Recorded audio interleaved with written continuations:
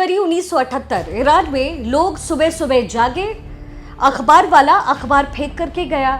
लोगों ने उस अखबार को खोला और सामने पन्ने पर जो खबर थी, जो उन्होंने पढ़ा, वो पढ़ते ही कुछ लोगों ने अखबार को फेंक दिया तो कुछ वहां से उठ करके चले गए। लेकिन ऐसी क्या खबर थी? कुछ लोग ऐसे भी थे उनमें से जो बिना सोचे समझे सड़कों पर प्रदर्शन के लिए उतरे। इस एक सुबह के अखबार ने दुनिया के सबसे बड़ी क्रांति में से एक को छेड़ा था।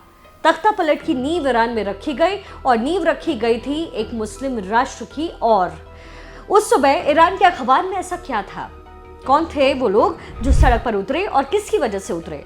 दुनिया की सबसे बड़ी इस्लामिक क्रांतियों में से एक इसे माना जाता है और कैसे ये ईरान एक मुस्लिम कंट्री बना, आज पूरी डिटेल बताएंगे। अखबार का नाम था इत्तिलात। उन दिनों ईरान के सबसे बड़े अखबारों में से एक, जो इसमें कहानी छपी, वो कहती थी अयातुल्लाह रूहुल्लाह खुमैनी एक ब्रिटिश एजेंट है, उपनिवेशवाद की सेवा कर रहे हैं। खुमैनी की ईरानी पहचान पर भी सवाल है और उन पर अनैतिक जीवन जीने का आरोप है।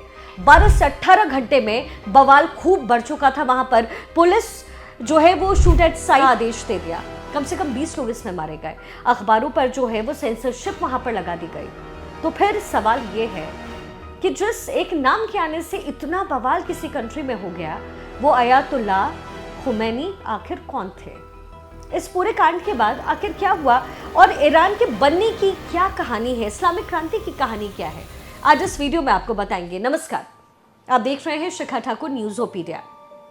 आज बात करेंगे ईरान के मुस्लिम राष्ट्र बनने की। आखिर वो क्या वजह रही जिसकी वजह से ईरान पूरी तरीके से मुस्लिम राष्ट्र में तब्दील हो गया। फारस, आज का ईरान और अतीत के पर्शियन साम्राज्य का एक इलाका। फर्स्ट वर्ल्ड वॉर के बाद ब्रिटेन पर्शिया को अपना प्रोटेक्टोरेट यानी कि संरक्षित राज्य बनाने की ख्वाहिश रखता था, लेकिन बात नहीं बनी। और वजह थी पर्शिया सेना के तमाम धुरंधर जो लड़ाके थे। उनमें एक था रेजा शाह, जिसने धीरे धीरे फिर सेना के भीतर अपने कद में इजाफा कर लिया। अहम जो जिम्मेदारी थी रेजा शाह के पास थी। रेजा का पहचान पर बहुत जोर था। अपनी ईरानी पहचान को वो कठोर करने के लिए एक जुनून अपने सर पर रखता था और इस वजह से उसने पीछे की भाषा पहलवी को अपने नाम के साथ जोड़ दिया।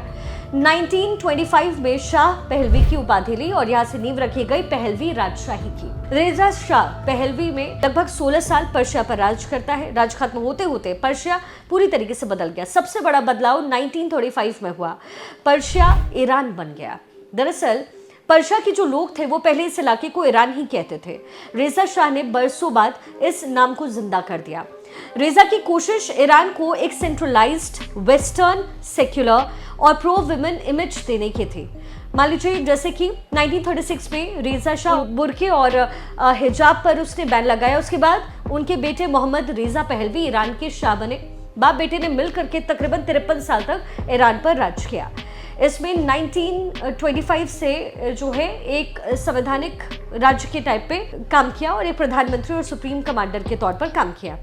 सुप्रीम कमांडर का पद रेजा अपने हाथ में रखते थे। 1953 में एक नया अध्याय शुरू हुआ। अगवा बने मोहम्मद रजा पहलवी। फिर 1960 में श्वेत क्रांति, जमीन के कानून बदले, शिक्षा, स्वास्थ्य जो है लागू होते हैं, महिलाओं के अधिकारों में भी इस दौरान जो इजाफा हुआ, इंडस्ट्रियलाइजेशन जैसे सुधार हो गए। लेकिन इसने आर्थिक असमानता को घटाने की बजाय उल्टा और ज्यादा बढ़ा दिया। अमीर और ज्यादा अमीर हुए, गरीब और गरीब हो गए। कुछ जगह पर इसको लेकर के असंतोष हुआ। श्वेत क्रांति से हुए आधुनिकीकरण ने सामाजिक स्थापन को पैदा किया। बेरोजगारी जो है, महंगाई, इसके बाय प्रोडक्ट्स बन करके सामने आने लग गए। तो जब जनता के बीच असंतोष पनपा तो इतिहास में जैसा होता आया है वैसा ही यहाँ पे भी हुआ। एक नए नायक का उदय होता है, अयातुल्लाह रूहुल्लाह खुमैनी। अहमद हिंदी इमाम अली की दरगाह पर माथा टेकने इराक के नजफ गए थे। खुमैन शहर में रुके भी और यहीं के फिर होकर रह गए। वही चवली आगे चल करके अयातुल्लाह रूहुल्लाह खुमैनी पहुंची, जो उलेमा थे और जिनका 60-70 के दशक में कई मदरसों में अच्छा प्रभुत्व भी था। 1964 में सरकार के विरुद्ध में खुमैनी ने विरुद्ध खड़े हुए। जनता के असंतोष के बीच खुमैनी ने जनता को शिया इस्लाम का हवाला दिया। उनको तमाम धर्म गुरुओं का भी इस दौरान साथ मिल गया। दूसरी तरफ मोहम्मद रेजा शाह के अमेरिका और इजराइल के साथ संबंध अच्छे बनने लग गए। इजराइल के पहले प्रधानमंत्री डेविड बेन गुरियन का मानना था कि इजराइल के अरब देशों से बैर की वजह से ईरान की दोस्ती बहुत क्रूशियल है। 26 अक्टूबर 1964 को खुमैनी ने शाह और अमेरिका दोनों के खिलाफ एक बड़ा कदम उठाया। निंदा, बड़ी निंदा की दोनों की। ईरान में तैनात अमेरिकी सैन्य कर्मियों को कुछ राजनयिक छूट यानी कि डिप्लोमेटिक इम्यूनिटी मिली हुई थी। इसके तहत ईरान में तैनाती के दौरान किसी आपराधिक आरोप का सामना कर रहे अमेरिकी सैनिकों पर ईरान की अदालत में नहीं बल्कि अमेरिकी कोर्ट में मुकदमा चलाया जाएगा, ऐसा एक कानून बना। खुमैनी ने इसका भी विरोध किया। नवंबर 1964 में उन्हें अरेस्ट किया गया। 6 महीने तक हिरासत में उन्हें रखा गया। रिहाई के बाद तत्कालीन प्रधानमंत्री हसन अल मंसूर के सामने उन्हें पेश किया गया।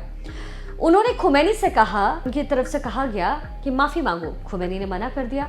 गुस्से में मंसूर ने उन्हें जोरदार तमाचा मारा। 2 महीने बाद मंसूर की संसद जाते समय उनकी हत्या कर दी। इससे खुमैनी के समर्थक गुट, जिसे सरकार उग्रवादी गुट कहती थी, उसका काम माना गया। 4 लोगों को सजाए मौत दी गई और खुमैनी अज्ञात जगह पर चले गए। 14 साल तक वो गायब रहे। दूसरी तरफ मोहम्मद रेजा शाह ने एक खुफिया सुरक्षा बल को तैयार किया, सवाक। दबी जबान में लोग कहते थे कि सवाक को अमेरिका की बैकिंग प्राप्त थी। खुमैनी समर्थक उलेमाओं ने जनता के बीच इस बात को स्थापित किया कि वो इस देश के हालात को बिगाड़ने में, लोगों की आवाज दबाने में जिम्मेदार हैं। शाह विरोधी भावनाएं लगातार भड़के। 78 में आवाजान में एक आगजनी की घटना होती है। 450 लोग मारे गए। उसमें सरकार ने सितंबर में मार्शल लॉ को लगा दिया। 8 सितंबर 1978 को तेहरान के जाले स्क्वायर पर वहां प्रदर्शन शुरू थे। कहते हैं कि वहां हाल ही में मार्शल लॉ के बारे में तब तक पता नहीं था। जो भी हुआ हो उस समय वहां पर लोग घटनास्थल पर पहुंचे। 100 से ज्यादा लोग मारे गए। इस दिन को ब्लैक फ्राइडे नरसंहार के रूप में जाना जाता है। इसी बीच इत्तेलात अखबार ने उस लेख को छापा जिसका जिक्र अभी हमने थोड़ी देर पहले किया था। इस लेख ने भी खुमैनी के पक्ष में और सत्ता के विरोध में भावनाओं को भड़का दिया। 1978 बीतते बीतते सरकार इस दबाव को झेलने में विफल हो गई। इसी बीच मोहम्मद रेजा शाह पहलवी ने 16 जनवरी 1979 को ईरान को छोड़ दिया। ईरानी अखबारों ने छापा, शाह चला गया। शाह गए और अपने पीछे शापूर बख्तियार नाम के कमजोर नेता को छोड़कर चले गए। और इधर खुमैनी 14-15 साल के वनवास के बाद में लौट जाते हैं। ईरान उनकी वापसी होती है। अब आप जरा सोचिए कि कैसे पूरा घटनाक्रम हुआ होगा। तेहरान में लाखों लोग उनके स्वागत के लिए पहुंच गए। मौका देख करके ईरान के सशस्त्र बलों ने अपने नॉन अलाइनमेंट को जाहिर किया। और फिर क्या हुआ? जब सशस्त्र बलों का साथ मिला तो खुमैनी की अगुवाई में ईरान में एक इस्लामिक गणराज्य की स्थापना होती है। इससे ही ईरान की इस्लामिक क्रांति का नाम दिया गया। 79 में रेजा शाही के पतन के बाद खुमैनी के नए नेतृत्व ने इस्लामिक गणराज्य की स्थापना के लिए तेजी से काम करना शुरू किया। 1979 में जनमत संग्रह हुआ। 98% जो लोगों हैं गणराज्य में बदलाव को मंजूर कर लिया। जनादेश का नतीजा यह रहा कि इस्लामी रिपब्लिक ऑफ ईरान बन गया।